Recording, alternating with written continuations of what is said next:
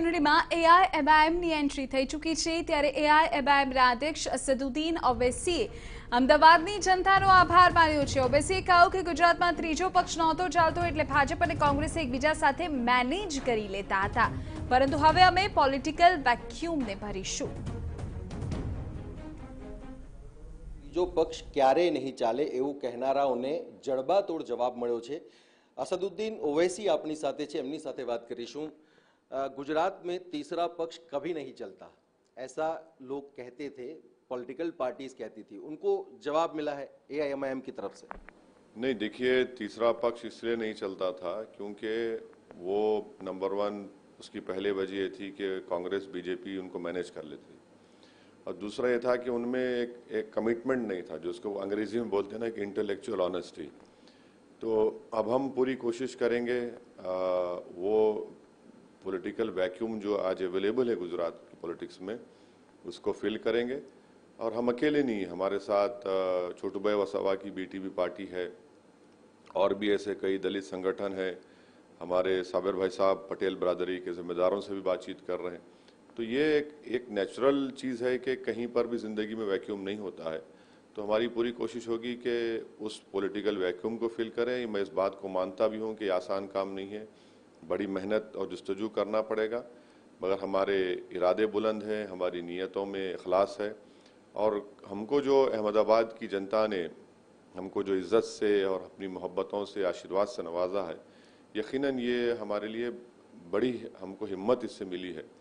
और मुझे यकीन है कि एक बात का मैं बताना ज़रूरी समझता हूँ कि सिर्फ 20 दिन की मेहनत में कोई संगठन नहीं बराबर तरीके से, इसमें हमने जल्दी में इलेक्शन लड़ा है और हमको सीखने का मौका ही मिला है। मुझे यकीन है कि ये बहुत बड़ी कामयाबी, इसका शुक्रिया अदा करता हूँ अहमदाबाद की जनता का, अल्लाह का, और ख़ास तौर से हमारे साबिर भाई साहब का, जो हमारे पार्टी प्रेसिडेंट हैं। तो अब हमको जो कमज़ोरियाँ हैं उसको हम दूर करेंगे, और हो सकता है कि हम बाज़ अच्छे लोगों को टिकट भी नहीं दे सके, ये हमारी गलती थी, मगर हमारी नीयत पे कोई शक नहीं कर सकता।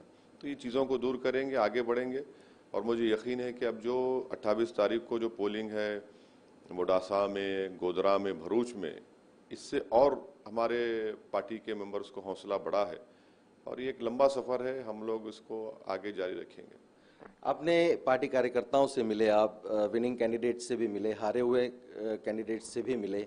आपने कहा अक्लमंद लोगों को नहीं, दीवानों को पसंद किया है इस बार लोगों ने अहमदाबाद में।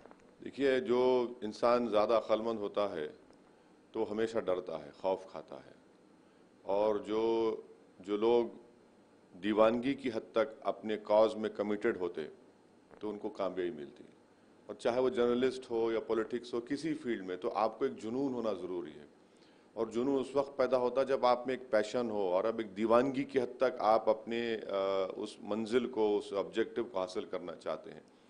तो मैं तो ये देख रहा हूँ कि एक तूफ़ान है जो 15 दिन की मेहनत में साबिर भाई, इनकी टीम, हमारे महाराष्ट्र के औरंगाबाद के सैयद मोइन और इम्तियाज़ जलील, वारिस पठान, हैदराबाद के मिले आकर इतना मेहनत किए कि ये बहुत अच्छी चीज़ है। और ये पॉलिटिक्स में ऐसा ही मेहनत करना पड़ेगा।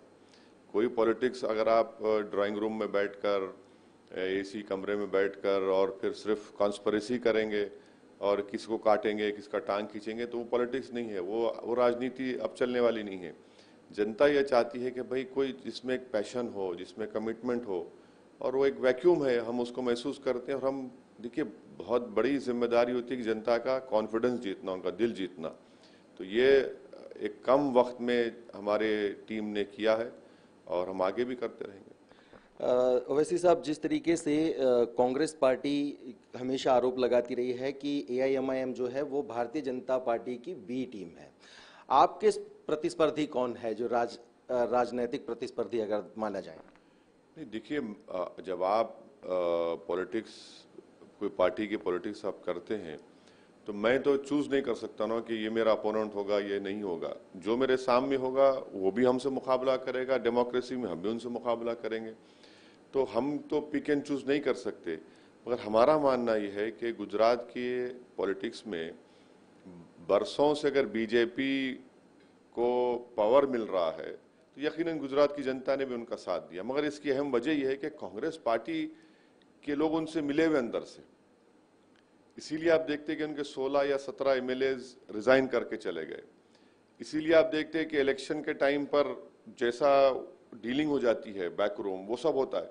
तो ये गुजरात की जनता में एक किस्म से गुस्सा भी है कि भाई हम यहाँ पर एक अल्टरनेट देखना चाहते हैं बीजेपी को, वो बीजेपी को हराना चाहते हैं, मगर कांग्रेस और बीजेपी जो है वो अंदर से ये सब चीजें कर लेती हैं। तो हम पूरी कोशिश करेंगे कि वो जो लोग जो गुस्सा है, जो एक अल्टरनेट देखना चाह रही है, उनके कॉन्फिडेंस को जीतना ही हमारे लिए बड़ा चैलेंज है और हमारा ऑब्जेक्टिव होगा। 135 साल पुरानी पार्टी है कांग्रेस और 30 दिन में एआईएमआईएम ने गुजरात में अपना जो पैर है वो जमा लिया है। किस तरीके से आगे बढ़ेगी एआईएमआईएम अब जब स्थानिक निकाय के दूसरे चरण के जो चुनाव होने अभी बाकी हैं उसमें? नहीं, अभी हमको आपने सही कहा कि बिल्कुल कम वक्त में हमने ये चुनाव लड़ा, तो जाहिर है हमको संगठन को बहुत मजबूत करना पड़ेगा, मेंबरशिप की ड्राइव करना पड़ेगा, जो लोग हमसे थोड़ा बहुत नाराज हुए उनको खरीब करना पड़ेगा, और हम अच्छे लोगों को और जो जिम्मेदार लोग हैं उनको हम इनवाइट करेंगे, उनको रिस्पॉन्सिबिलिटी देंगे, उनसे काम लेंगे, और छोटू भाई वसावा के साथ, बीटीपी के साथ हम हर इशू में जाएंगे, उनके साथ रहेंगे। तो ये एक ऑनगोइंग प्रोसेस है और हमको अपनी कमजोरियों को दूर करना ये हमारा पहला ऑब्जेक्टिव रहेगा। अभी तो आने वाले दिनों में विधानसभा चुनाव भी होने हैं, उसको लेकर के पार्टी किस तरीके की रोड मैप बना रही है? और जब आपके उम्मीदवार यहाँ पर जीत कर आए हैं अहमदाबाद में म्युनिसिपल कॉरपोरेशन में, तो क्या विजन के साथ में वो आगे बढ़ेंगे? नहीं, विजन तो यही होगा कि ख़ास तौर से जो मुस्लिम और दलित आदिवासी लोकेलिटीज़ हैं वहाँ पर डेवलपमेंट नाम की कोई चीज़ नहीं, अंडर डेवलपमेंट है। एक पॉलिटिकल वॉइस की उनकी ज़रूरत है, उनके एक लीडरशिप के प्लेटफॉर्म की ज़रूरत है। तो ये हम लोग कोशिश करेंगे, यही हमारा कोशिश होगा।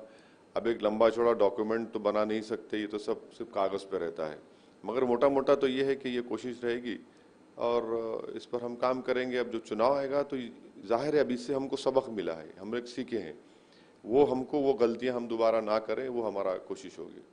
ओवैसी साहब, एक आखिरी सवाल कि कांग्रेस हमेशा कहती आई है कि जब बीजेपी को कुछ डर लगता है तो एआईएमआईएम को वो साथ ले आती है और वो फिर कांग्रेस के वोट काटते हैं, आप उसको लेकर के क्या कहेंगे? अब इनके 17 एमएलए इनके भाग जाते हैं छोड़कर, क्या साबिर भाई हमारा जो प्रेसिडेंट है उनके बाद डोकला खा गए क्या? पुडुचेरी में इनके एमएलए भाग गए, सरकार उनकी गिर गई। हाँ, कर्नाटका में उनके 19 एमएलए भाग गए, 22 के ऊपर मध्य प्रदेश में भाग जाते हैं। कांग्रेस पार्टी का सबसे बड़ा प्रॉब्लम ये है कि वो इतना अहंकार में डूबे हुए हैं कि वो अपनी गर्दन को नीचे देखकर नहीं देखना चाहते कि उनमें क्या कमजोरी है, क्यों वो हार रहे हैं। तो अब उनको हर चीज को अगर वो हमको इल्जाम देंगे तो मैं कबूल करता हूं, ये हमारे लिए ऑनर है कि एक 30 दिन के अंदर एक पार्टी खड़ी होती है और आपको हरा देती है 100 साल पुरानी पार्टी को, तो ये तो मेरे लिए बड़ी कामयाबी की बात है, मैं खुश हूं इससे। वो बोलते रहे, हमको इसकी फिक्र नहीं है, मगर उनको अब कांग्रेस पार्टी का रिवाइवल बहुत मुश्किल है, नहीं हो पाएगा। जनता भी महसूस कर चुकी है कि भाई इससे कुछ हो नहीं पाएगा। तो ये ऐसा है ना कि अब वो चिराग बुझने से पहले बड़ा भड़कता है और एक दिन ऐसा आएगा कि लोग बोलेंगे, हाँ, ये खंडेर को देख के बोलेंगे कि अब ये इमारत बड़ी शानदार थी किस जमाने में। वो हाल इनका हो चुका है।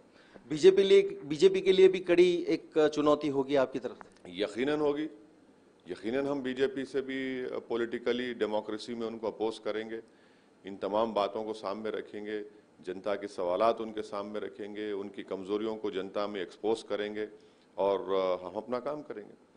તો આ છે અસદુદ્દીન ઓવૈસી, જેમનું કહેવું છે કે જે રાજકીય લડાઈ 30 દિવસ પહેલા એમણે શરૂ કરી અમદાવાદ મ્યુનિસિપલ કોર્પોરેશનમાં 21 ઉમેદવારોને મેદાનમાં ઉતારીને, ત્યારે એ લડાઈમાં લોકોએ અક્લમંદોને છોડીને દીવાનાઓને પસંદ કર્યા છે અને આ લડાઈ જે છે એ લડાઈ આગળ પણ ચાલુ રહેશે।